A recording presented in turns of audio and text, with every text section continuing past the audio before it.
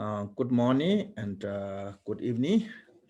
Um, so first, we generate um, uh, motivation of bodhicitta uh, that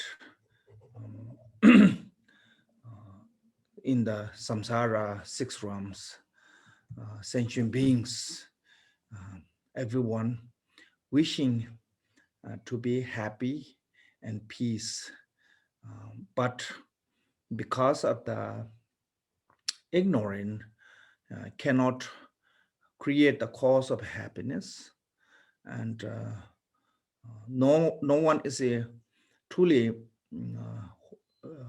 you know desire or hoping of suffering or unpleasant circumstance, but because of our ignorance, we constantly created the um, cause to suffering. And that is we are going on like countless of lifetimes continually. But this life, we got a break. We got chance to break from that, continuing.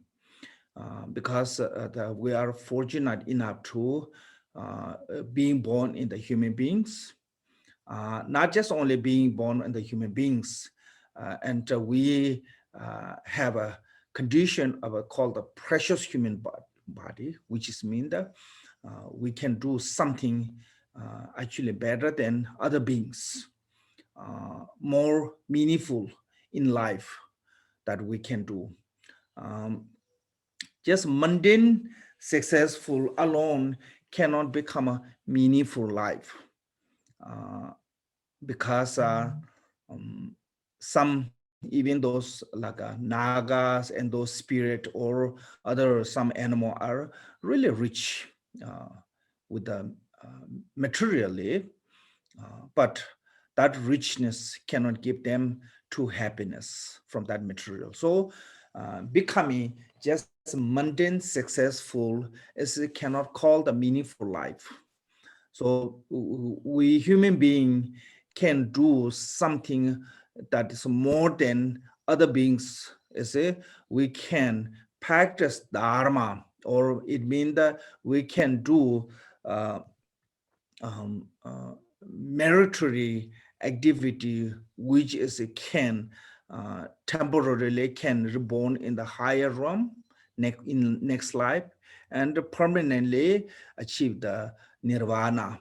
So that is only human can do, especially achieving the nirvana, or free from samsara. I say, what kind of a body condition is it, or what kind of a best is the best is a human. That way, um, uh, um, in the jewel ornament said, even every sentient being, we share the same nature called the Buddha nature, but still, because of the many sentient beings' lack of the base of the human body, precious human body, that way they have no good chance to can achieve the nirvana. So that reason, even we share the same nature, but without the favorable condition of the good base, cannot achieve the nirvana. So that way we human being have this base of the called the precious human body. Now, so that reason we are more fortunate than anyone else in the samsara. That make us a precious human body.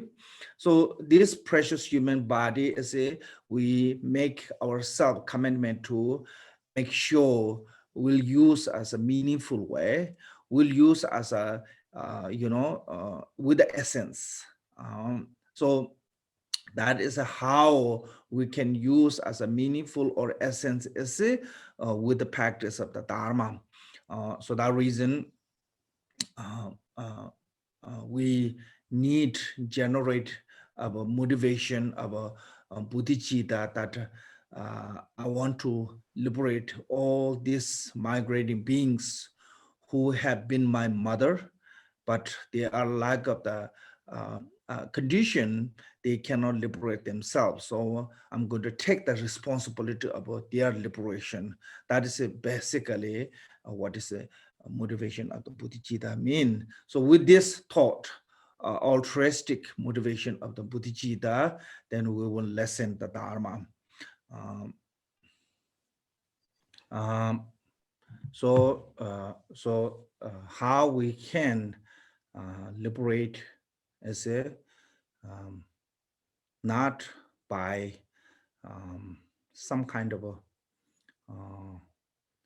prayer or some kind of a puja, or those alone cannot liberate it.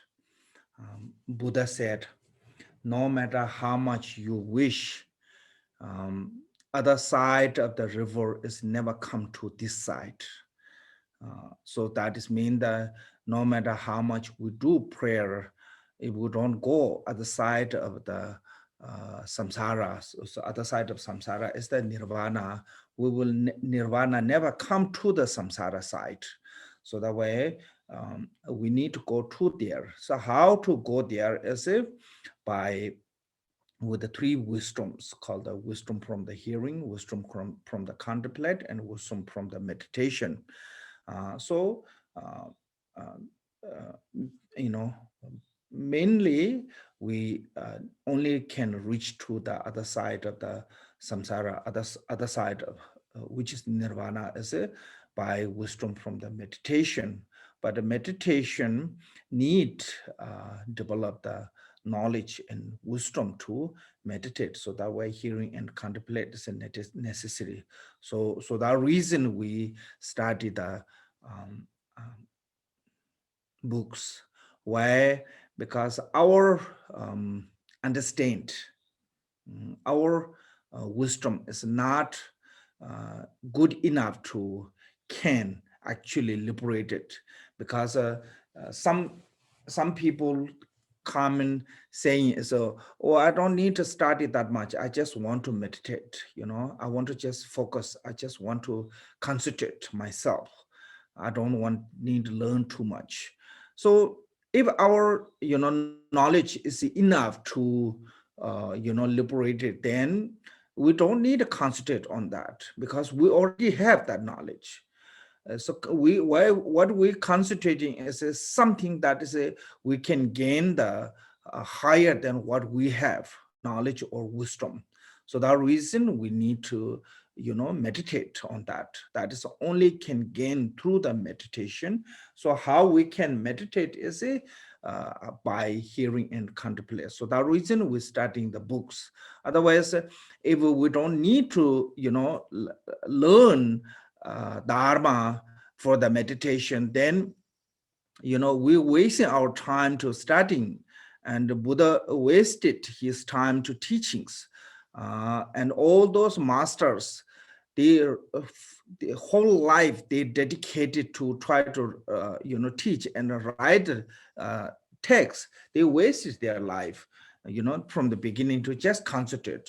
So that is impossible. Our view is really narrow. Our view is really confused. Our view is really diluted. So we need free from that view. But if we need free from that view, we have to rely on the others' wisdom. Without relying on the others' wisdom, by our view or our wisdom, what we have right now is not good enough to liberate it. If that is enough to liberate us from the samsara by concentrating on it, that alone, then we already liberated, because those view are with us long time. So this reason is necessary to you have to learn dharma. It's necessary to you have to study. I think so that reason, I mean, we try to go through this one. So also by myself, also whenever I teach, it really helped me. I don't know I'm helping you or not. Definitely it helping myself by teaching. So that way, sometimes I think before also I said, sometimes I feel, great to toward to you guys to supporting me to, teaching, so that it really helped me. So I think this is necessary to learn, because uh, in the Buddhism, we always say that for the Dharma practitioner, you know, arrogant or pride is the worst enemy for the practitioner. So this is like when you said, oh, I got enough, I have enough knowledge, I only need the concentrate. It's come from the arrogance, it's come from the pride. So that reason, we shouldn't limit it our wisdom, should try to go to further can. So that is how can go, is it through the hearing, contemplate, and meditation. Okay, then now this from the book, we last week we talked about the um, individual liberation vows, and also from the Bodhisattva vows, we talk about the loving kindness. Loving kindness is it means the wishing to be happy, joy to other beings. That is what does loving kindness mean. Then now it's verse 41. Today I cannot share the text because this computer is new. Some Sangha member, they donate me, but I don't know how to unlock the share. So I'm really handicapped, so I couldn't do. I will try later. So just please read the text. It's, verse 41. It said, supreme compassion is like the skillful mother nurturing her child. Abandoning one's own comfort is engaging in the benefit of others. Therefore, generated the courage of altruistic thought. This is my heart's advice. So this one, what is a compassion? Sometimes people have this idea of compassion means always agree with you, whatever you do, always giving you support. So lots of time we think that's a compassion. When somebody is, no matter what, we make the trouble, always a kind to you, always a loving kind, show loving kindness to you. Then we say, oh, that master is so compassionate. My mom is really compassionate. We always think something like that. But compassion actually mean, someone who care about you, that make sure, try to protect you from all kind of sufferings. So when those people who care about you mean that someone who doesn't want you to into the problem. So they can, they can do anything, try to protect protect like a mother can do anything for try to protect the child, her child. So it is anything include, it means that including to the scolding, including to the punishment, including to the what called sometime toughness. And so those are also part of the skill too. So that way, not always it be some kind of sweetness. When somebody really truly have a compassion to you, it doesn't mean that whatever we do is a accepting. Then that is not become someone who care. So this is what I also learned in the monastery. Some of our senior monks, we have one monk, really cool. I mean, whatever we do, he never scold us, he never say any, pretty much he don't say much. So when we were kids, I thought, oh, he's a really a compassionate one, because no matter what we do, he never give a punishment to us. Then other hand, I have one uncle. He's like a full of punishment. So sometimes I feel like why he hate me. Some like when we were a kid, we feel that way. But now when I look back, now finally we are realizing, you know, actually who really love me and who really care about me that person give me the punishment, that person give me the, you know, hard time, as a try to make me better person by those punishment and those scolding and those yelling, or I mean that's you know, so that way when skillful mother nurturing her child is not always be sweet, you know. uh, so sometimes they have to act like a um, wrathful. It's just a and in America people call it's a tough love, because I mean otherwise uh, cannot train the child by spoiling, you know. So that reason Adisha said best master is a who can point our faults, you know. And greatest instruction is the fall point is come on the point, you know, like when teacher said to us you have this problem, and if that's a real true we have a problem, that is the best oral instructions. So this reason that is part of the skill, you know. um, Sometimes need to do a little bit tough or rough, but and sometimes also need to show some part of the softness too. So that way I heard the parent normally they play like a role of a bad cop and good cop, you know, one play the good cop, one play the bad cop. That is the skill to nurturing the child to grow up with a good manner and good education, and you know, protect him from the wrong livelihood. So that way this what is mean the compassion is like the skillful mother nurturing her child, abandoning one's own comfort. So when mother try to nurturing, as you know, raising the child, she not going to go her own comfort zone. You know, her comfort zone is to say nothing. You know, no matter child, no matter what child do, if she not say anything, that is the best comfort, you know, that she doesn't have to take any responsibility.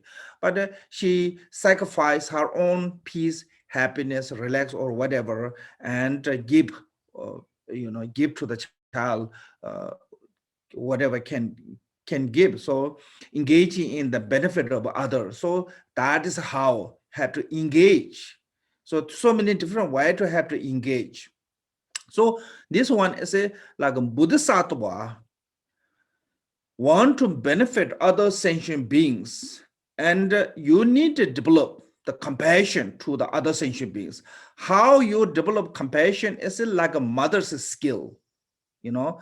What does compassion mean? The compassion mean the protecting from the mistake, wishing to be no suffering, okay, no miserables. So if you wishing to be there are no miserables, you have to protect them from the cause to the miserable. So cause to the miserable is a mistake. So that way they giving us to, you know, guiding to how to protect cause to the miserables.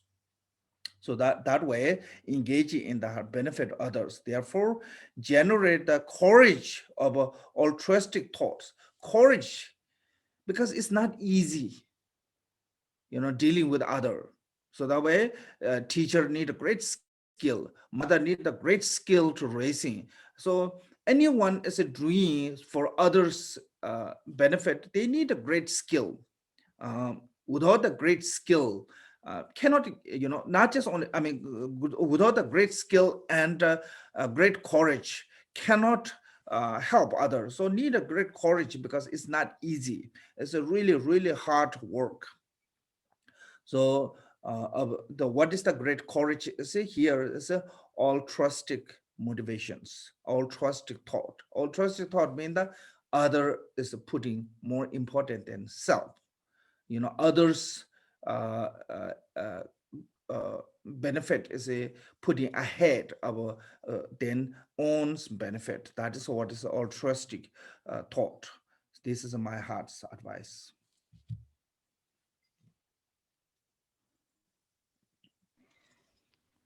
Number 42, the supreme mind of a bodhicitta is like an unspoiled seed. Without it, it is impossible to achieve perfect enlightenment. Therefore, cherish the cultivation of the mind of a Mahayana. This is my heart's advice. So this is called the supreme mind. Basically, all our, whatever we believe, whatever we think, whatever we, um, generate in our mind is a part of the mind. There's like a basically thought have no limitation. So there's no numbers actually. This many thoughts we have.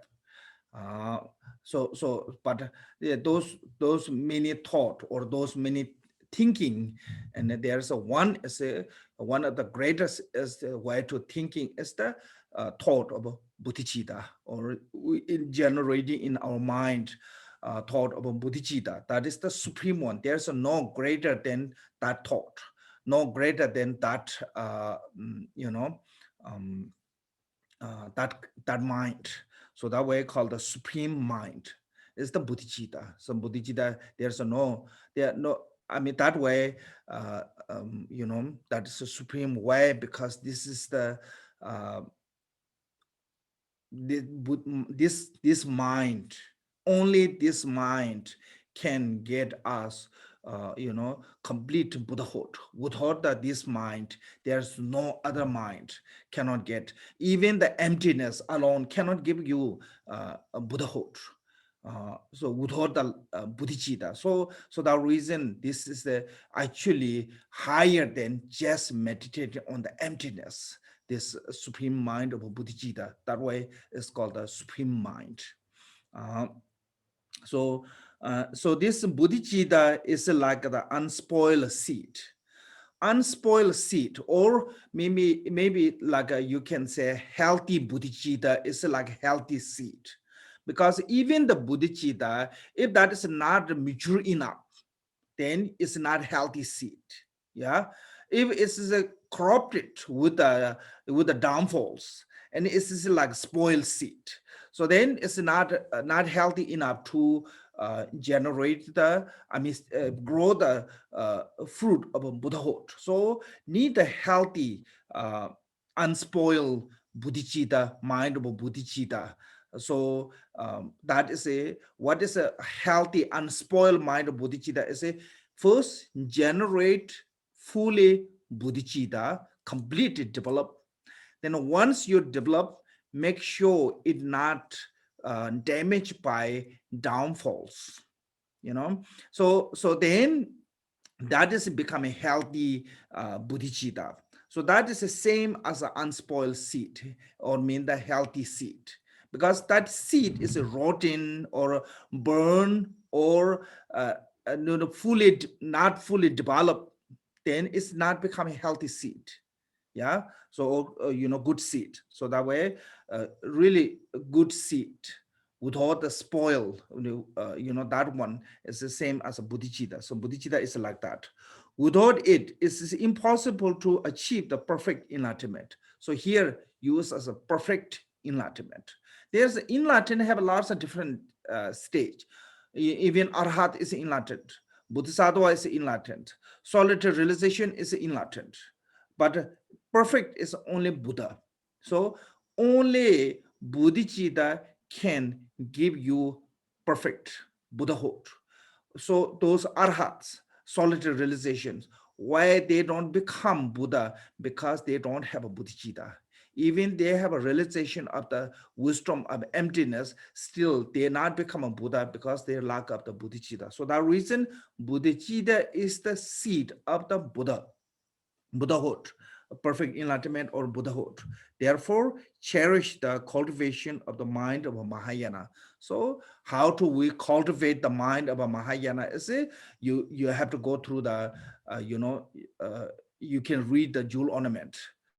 There's a method of not knowing how to become a liberation. I say you have to generate the bodhicitta. So there's a two way to generate bodhicitta. I mean two kind of bodhicittas.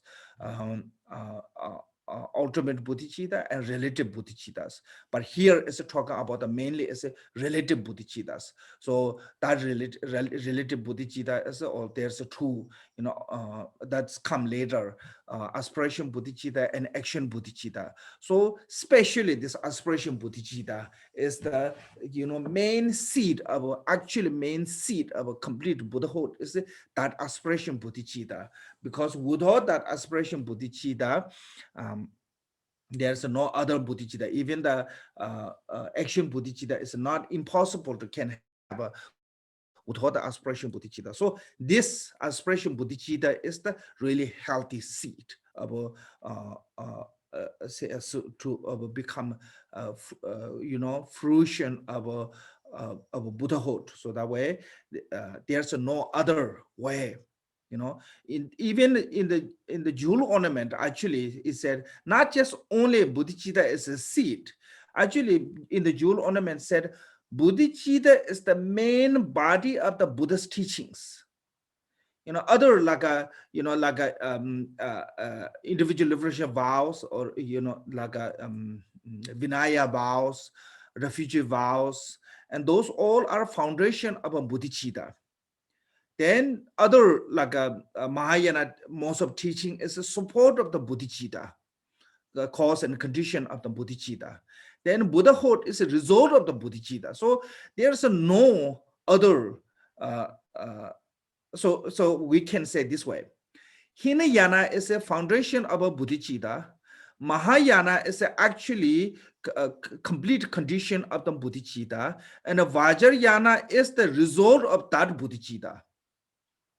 So that way, all the three yana is a part of the bodhicitta. So there are no other than bodhicitta. That nothing Buddha's teaching is not belong to the bodhicitta. So those all is for the how to develop the bodhicitta. We need a household, need lots of material things. All as try to take care of our life. Similar way, all those other practices is a part of the bodhicitta, how to grow, generate, grow, and complete, develop a fruit from that bodhicitta as everything. So that reason, here just mentioned as a seed, but actually more than seed. Every part of the Buddha's teaching every Buddha's teaching belong to the part of the bodhicitta. So this bodhicitta is as earlier I said, there's two type of bodhicittas: absolute bodhicitta and relative bodhicitta.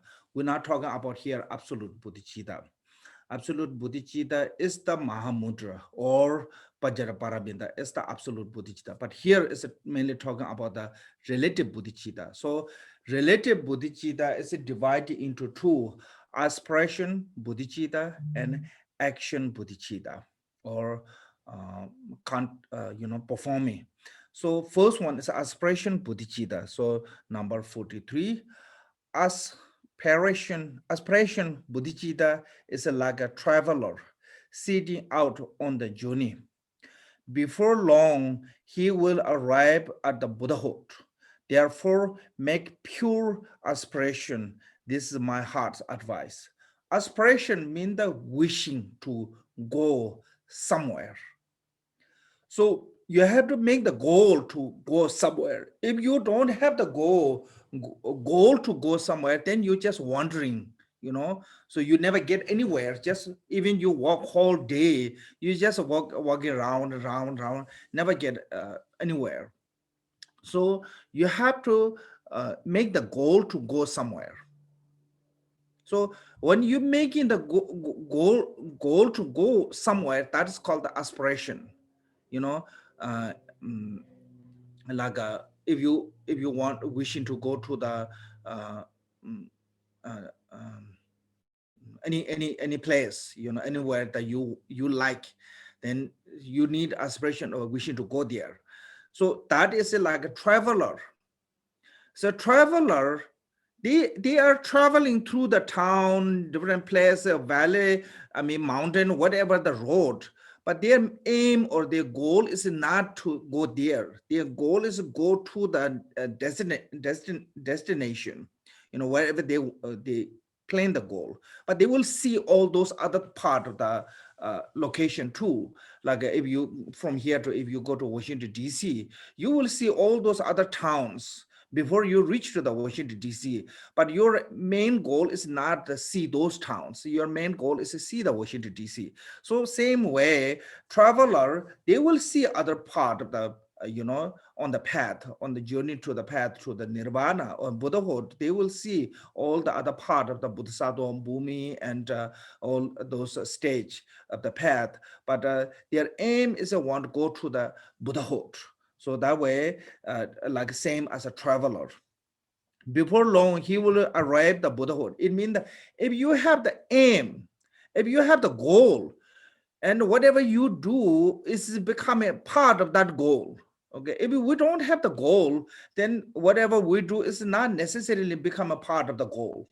So even in our life, if we don't have a goal, then maybe we waste lots of time, lots of resource, many things we will waste so many ways. But if we have the goal, then we all use our time, energy, resource, everything used for that goal. So then you will achieve that goal really quick. So if you don't have the goal, then you try to do today a little bit there, tomorrow a little bit there, here, there, and you may try many things, but not will achieve any goal from that because you will not going to finish that one. So that reason, if we have the goal, we will reach there. So this way, you need to make the goal. So goal is want to become complete Buddhahood. So that is a wishing to become a Buddha. That is what is aspiration mean, bodhicitta mean. So once we have this one, then all our action bodhicitta is become resource to reach there quicker.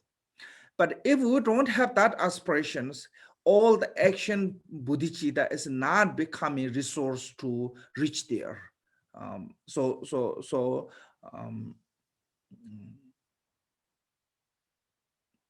Like if you don't have a goal, just you walk around, go as a and a little while, then come back to the house. But if you have the goal, then you just leave that, the road and continually without coming back until you reach to that place, or walking or driving or whatever, flying. So the reason we have to make the goal. What is the goal? Or,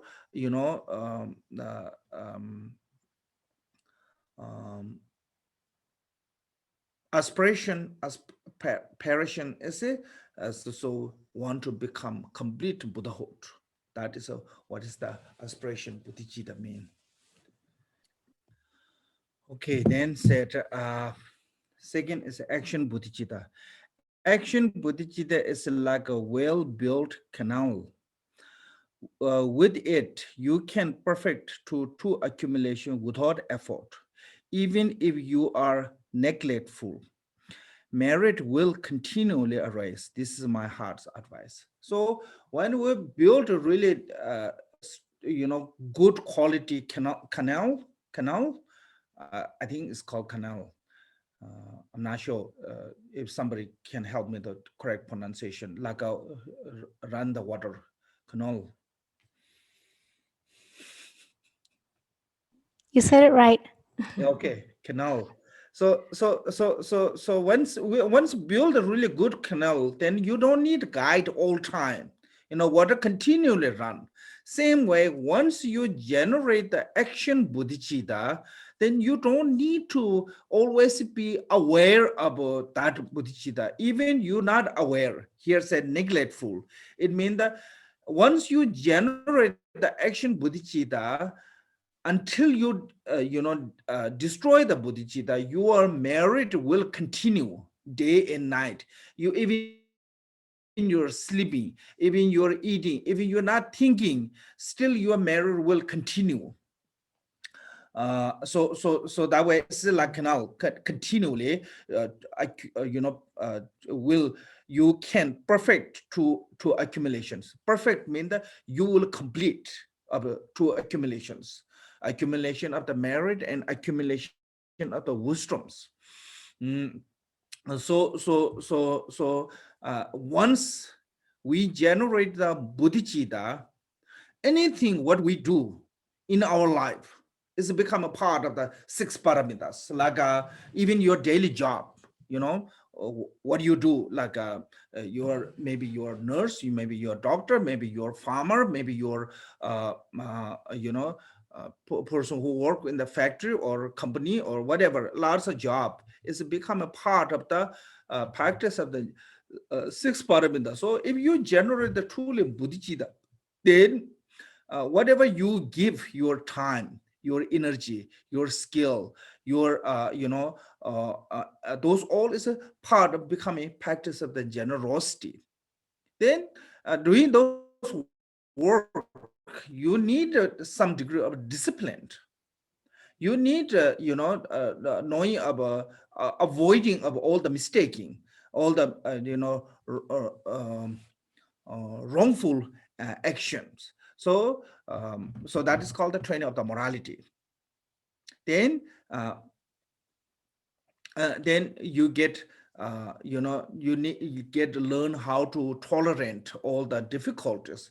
That's becoming training of the patience. I mean the practice of the patience.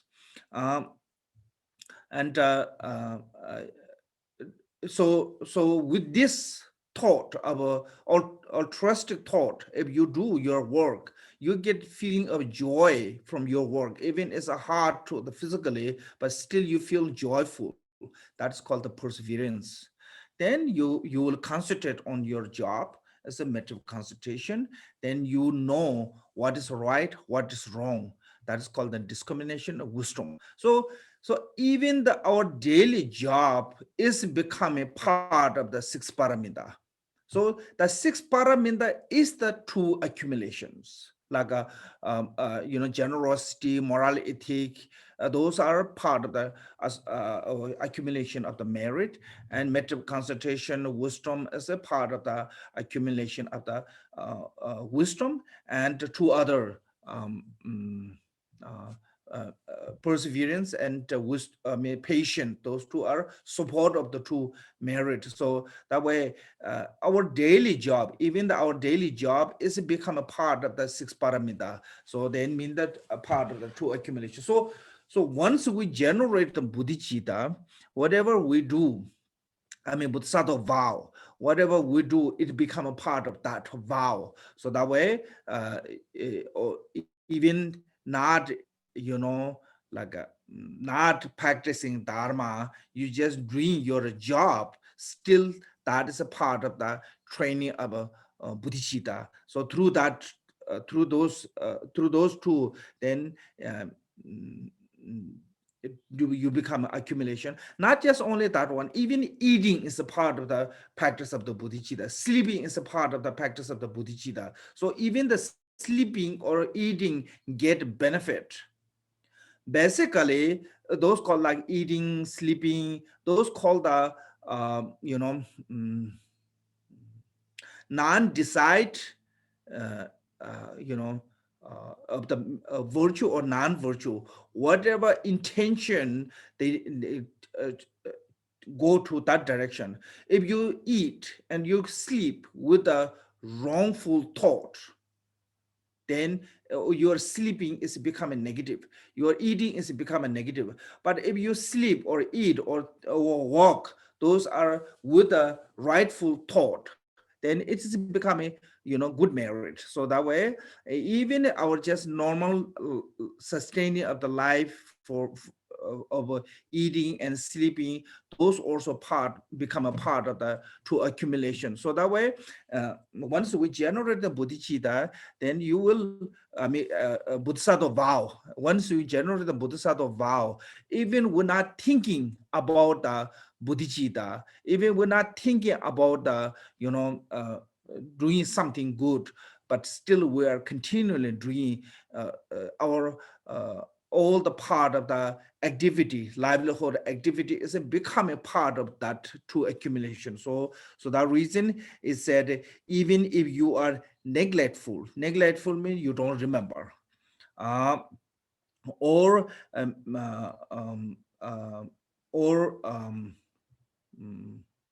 or you not pay attention, you don't remember, or you not pay attention, still it become a part of the accumulation.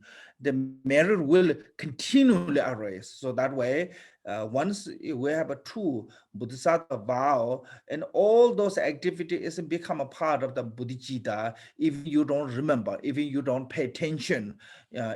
So that is what's mean that neglectful mean the basically don't remember, and still continue, what called the merit will continue arise. It means that all other part is a, remember or not, you pay attention or not pay attention, doesn't matter, it become a part of the true accumulations, so continually. So that is my heart's advice. So that reason here said, you must generate the action bodhicitta or bodhisattva vow.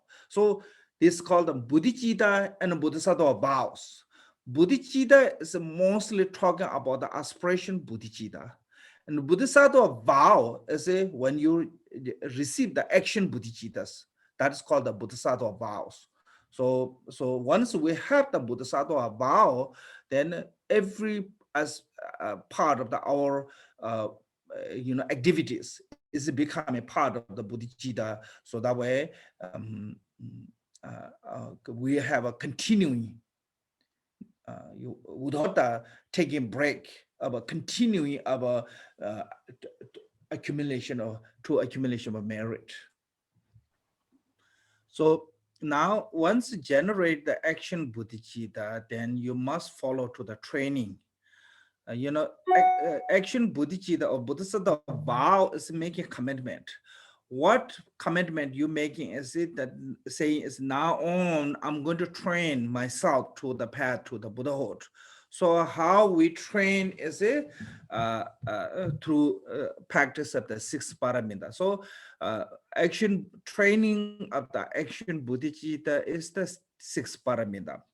So from the six paramita, first is a generosity. So that way number 45 is a generosity.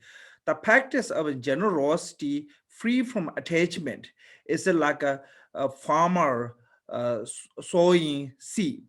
It's accomplishing our wish and intention without a waste. Discover by essence of your wealth. This is my heart's advice.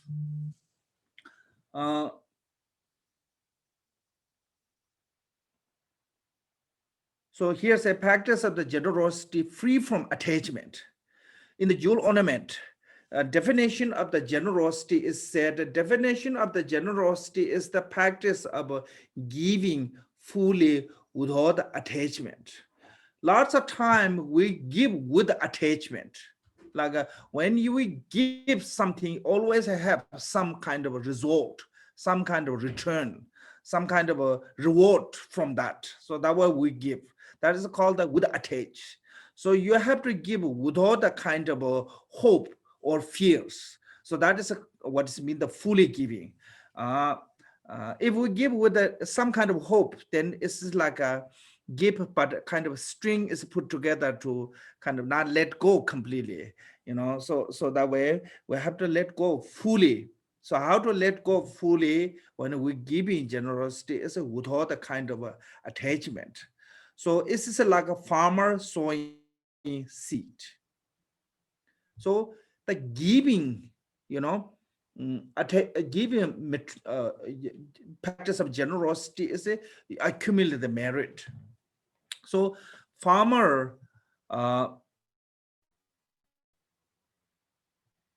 good farmer, they know how can plant the seed, when can plant the seed, where can plant the seed. Then it's become a good farmer. So if you are not good farmer, you may plant the seed in the winter, then all the seed will rotten. Or you plant the seed, it's too dry soil, or you plant the seed, it's too wet soil, then it's never grow. So you need to know all the right condition to plant the seed. Same way, Bodhicitta, Bodhisattva practice of the generosity, also you have to know. So when you are practicing the generosity, you have to avoid impure motivation, impure recipients, impure materials, and impure actions. Like a impure motivation mean the kind of a hope to become a famous or become a rich or something that is a always with attach. That's called the impure motivations. Then impure material is it that material whatever you giving is a accumulate through the negative action. You know, um, mm, uh, and especially that kind of material, if you offer to the Sangha really heavy negative karma, uh, by offering to the Sangha that kind of material, like you make the money with the black market, and that money to offer to the Sangha, or Sangha who received that one, and both have a really heavy negative karma. If you so that is the impure materials, and impure recipient mean that somebody who doesn't need. Like for us, when we give into someone who have no problem, but like I mean, I'm not saying it's this bad, but when you offering to the Lama or some kind of really big name, you offering to the $100, no problem for you. Most of people, when come to the High Lama or like once someone is really successful, we have no problem to offering like a huge amount of money. But when you see that on the street beggar, you have a hesitation of giving $1. So actually, no necessity to give to the people who already have. So impure recipient means that somebody already have enough, then you giving. I always say to the people, unless the Lama taking care of the temple or some things, don't offer too much money to the Lamas, monks. It's no good. Uh, I know this create me big problem, including myself, but it's true, uh, you may think, oh, if I offer those Lama, I will accumulate a great amount of merit. Then that is your with this attachment there, their hope. So it's called the impure motivation. And impure recipient, actually, in the jewel ornament said, don't give to somebody who already have enough. If you give to people who already have enough, impure recipients. If that Lama is driving a really expensive car and you're driving a crappy car, or you may not have car, but you give into that Lama, then it's the impure recipient. You need more than that Lama actually. So you have to be careful when you're giving. And impure method means that giving with disrespectfully. So you have to avoid those all impure uh, uh, even generosity. So that way here said, so that is what is mean that like a good farmer. Good farmer know when to plant, yeah, like when to put the seed, where to put the seed, what kind of condition is good, which soil is good, which soil is not good. So that way, when we practice in generosity, need to know how to give. Some people think, oh, my job is I give, then whatever they do is not my responsibility. Actually, yes, this is your responsibility. If that person use it wrong way, what you give is you are part of that action. Like you give me $100, okay, I use wrong for the alcohol or drug or some things, okay, or maybe negative way, then you are involved this bad action, because you give me the money, that's why I can do that one. So this reason, even we practicing, you have to know how to practice generosity. You should read the jewel ornament on this occasion. there's a impure, and how to practice the pure. What is the pure? So those knowing is like a farmer, farmer know what is it, where, what, and when can plant the seed. It's accomplishing our wish and intention without the waste. So this means that once you practice the generosity, you will accumulate the merit. Then whatever you wish, it fulfill. So, so this say, accumulation of the merit is you are saving your money in the saving account. And a prayer or wish, whatever we do is like your debit card. If your account is empty, you cannot use that debit card. So that way, our account is empty with the merit. That way, no matter how much we pray, never is answered. That's our prayer is not answered, not because of the Buddha is avoiding to us. Buddha is not kind to us, or Lama is not powerful enough. Our prayer is not answering because our merit is not supporting. So if we want to fulfill our all the prayer, we need a great merit. So with this kind of a great merit of generosity, then we will accomplishing whatever we wish. So that way I said, it accomplish our wish and intention with other ways. Discover the essence of your wealth. So what is the essence of your wealth? Mean the use the right way. In the jewel ornament, again, from the quote from the Buddha Sutra said, whatever you give to other is your. Whatever keep you the home is not your. Whatever you give to the other is with the essence. Whatever keep home is not essence. Because when you give to someone, you use give in the, or include in the offering. It's definitely you will take that merit when you're dying. It's your. But if you keep home, it's not necessarily you have a guarantee to you will use. Like today you buy really expensive clothes. You have no guarantee to you going to wear that one. When people die, how many new clothes you can see on their closet? They're not planning to be just live there. They plan to be wear that one, but they didn't have time to wear those. So whatever we collect in home is not necessarily it become our. But when we using right way to practice like generosity or offering, then that merit is definitely go with us. So that is what it means saying is discover the essence of your wealth. This is my heart's advice.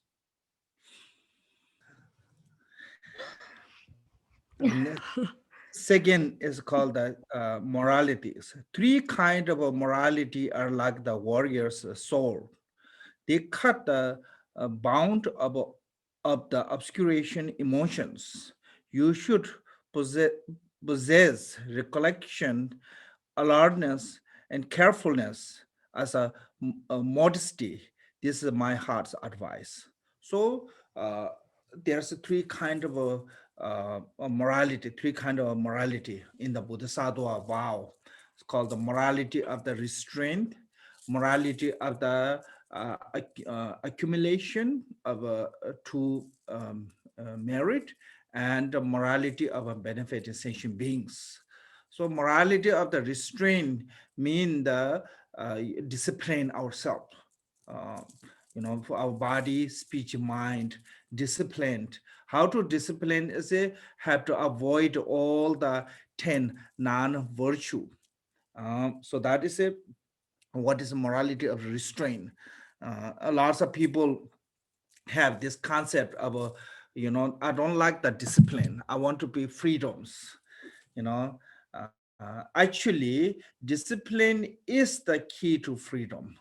If you don't have a discipline, even the mundane way, you lose your freedoms. So only discipline give you the freedoms. So that way, every aspect of the livelihood, only good way to you can get the fully freedom is only come from the discipline. Yeah. So that reason, actually, discipline is the key of liberation. So the reason we have to discipline ourselves. That's the first is called the what called the morality of the restraint. Then not just only discipline is it enough, because if discipline alone is enough, then all the house, tree, those all can be become a Buddhahood, because they don't make any commitment of non-virtues. So they don't have that, negative karma they created. So that is discipline alone is not good enough. So you need to accumulate the merit, so that is between the tree, house, and human different. Is a human are eligible to accumulate the merit, and tree, house, they can discipline because they don't make any kind of negative, but they don't know how to accumulate the merit. So we have to accumulate the merit. So that way I said the morality of accumulation. Then third one is the morality of a benefit sentient beings. Actually, Bodhisattva can become a Buddhahood if you have a thought of benefit other sentient beings. It's called the altruistic motivation, yeah? Because this is, I can give you a simple way, is a Bodhisattva, when they reach to the first bhumi, for personal liberation, they're totally free from samsara.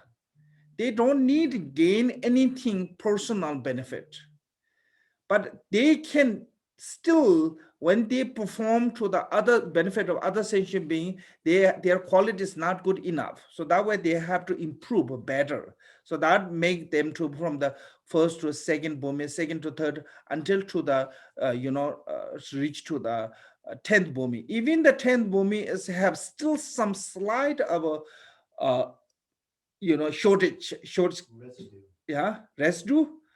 Yeah, so that way they need to become a Buddha. So the bodhicitta or altruistic motivation is the main cause to make us to become Buddhahood. Yeah, so that way, like if you just want a degree, going to college is not good enough. Once you go to college, you will get the degree. But if you want to become a professional, gone to the college degree is not good enough. You need the development, yeah? Then you have to go to graduate school. Graduate school. And sometimes even the graduate school is not good enough. Then you have to go to the special, training. Yeah, internship and this. So all those, without going through those, honestly, you not become a really professional.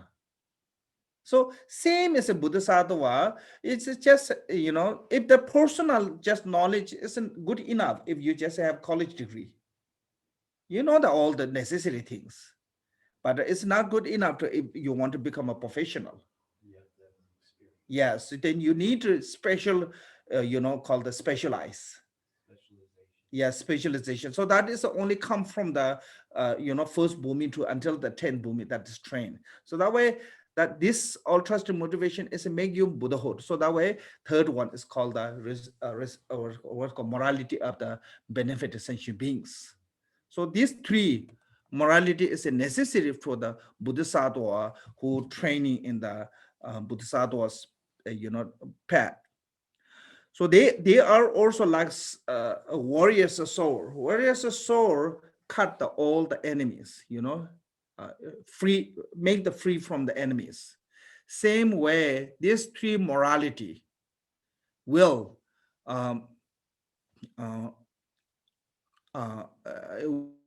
will become antidote of the all our negative emotions. More we become deeper or more profound our morality is, that much our negative emotion is becoming less and less. Then one day when we completely Buddhahood, then negative emotion is completely free. So I mean, generally all the Buddha's teaching is the antidote of the afflicted emotions. So the reason, especially these three morality, the morality means that you have to discipline, yeah? A discipline. Why we have to discipline? Because we have a really bad habit. The habit, freeing from that habit need a discipline. Without the discipline, cannot free from that habit. So that habit is a negative, negative emotion. Yeah. So obscuration emotions. So that way you should process the recollection. Recollection means the mindfulness. Awareness is mean the like make sure there is no other obscuration is coming. Okay, and as said, carefulness mean the carefulness. This one is a someone will have a sense of shame when we're doing bad things. If people who are lack of sense of shame, they have no problem to doing all the bad things. They hear what is a bad thing is a non-virtuous. So you need a sense of shame. It's called the payu. I mean the little bit aware of what is right, what is wrong, what is good, what is bad. So try to avoid from those. So that is what is mean that here, carefulness and modesty. This is my heart's advice. 47. I said, the armor of the patient is like a protective suit. It cannot be peace by anger. It will be increasing all one's virtue qualities. Through the patient, one will attain the body adorned by the major and minor mark. This is my heart's advice. So third one is called the patience. Patient, um, generally patient divide into three. It's called the first called the patient of the feeling ease toward the someone's harmful. This means that like when Bodhisattva benefit in sentient beings, they are not come always be agreeable or supportive. There are people come to demonstrate for you. Like when Holy Dalai Lama got some idiot people come to demonstrate for him. Yeah. So they always see their sentient beings. It's not easy to make them please. There's someone, when you make the right decision, someone will not agree with you. Make sense? So that way Bodhisattva have a difficulty to dealing with it. So you have to know that one. You have to know there will be a disagreeable, there will be criticism. Yeah. They demonstrated against the Dalai Lama, not for. Yeah, against, yes. So that is there always some uh, uh, you know uh, are disagreeing. Yeah, opposite people will come for the Bodhisattva. Even Buddha was alive, there are some people criticize to the Buddha, some people try to destroy so many different way to Buddha's path. So that way this is they need the patient of tolerating that situation. Because when sometimes we think that Dharma practitioners always come everything smooth, easy. Everybody worship to you, everybody pay homage to you, everybody respect to you. It's not necessarily always like that. So you have to know that when you're taking that position, that responsibility, there are lots of hardship will come, uneasy situations. So you need to be easy feeling on them. That means that you need to tolerate on them. Second one is called the patient of the accepting sufferings. Then, of course, it's not easy. There's suffering from the elements like too hot, too cold, too long, and also too hungry, maybe sometimes too full, Too tired. uh, Too tired. too tired. There always come suffering, come that one. Then third one is a patient of the understanding the nature of Dharma. This means that some people have a difficulty to understand the ultimate nature.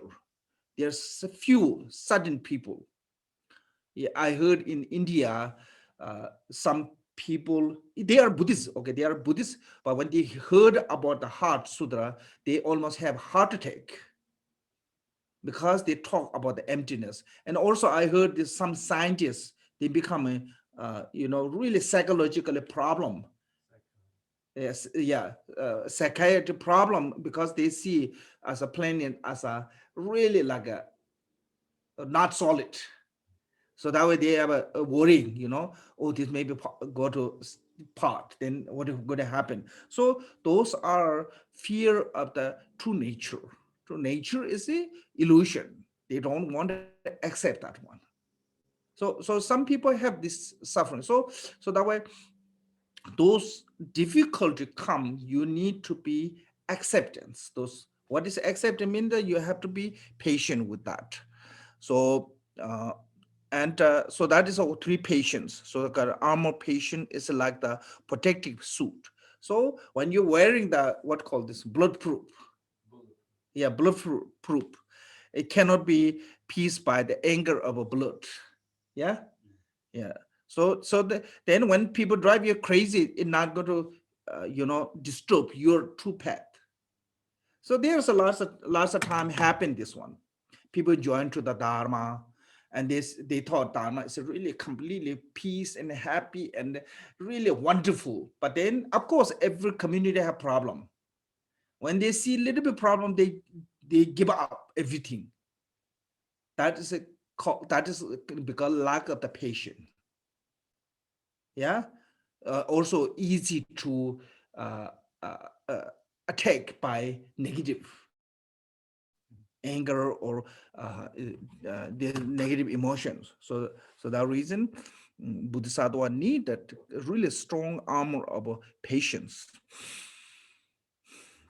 Increasing all of the virtue qualities. So once you have a patient, then they are not damage of your merit, and on that, above that, then you will increase in your merit. Through the patient, one will be attain the body of adored by the major and minor marks. It means that you become a look beautiful if you be patient.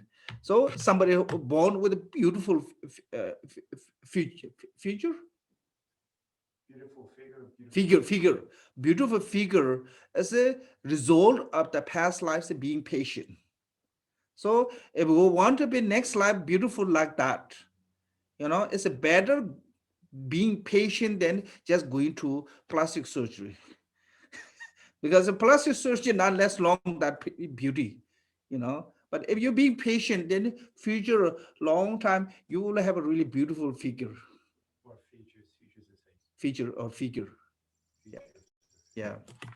So so that is, it's that, what does that mean? The adorned with the major and minor mark mean that looks beautiful, basically handsome or beautiful someone. That is my heart's advice. So Chanchu sem jo remboche manje banai je joche je bai nyam bai mem bai ya kone kondo pe wo sho da da konde tham che je do son do sa yebe jewe zawan de da da sen je tan je nyun do la na me ba yan da ba zo be jan ju ren bo je to bra ju je shi ja ko se kun jin chu je che ten de na la wan do do ren je be je den ba si de ba she tu to sang kon ben sin ju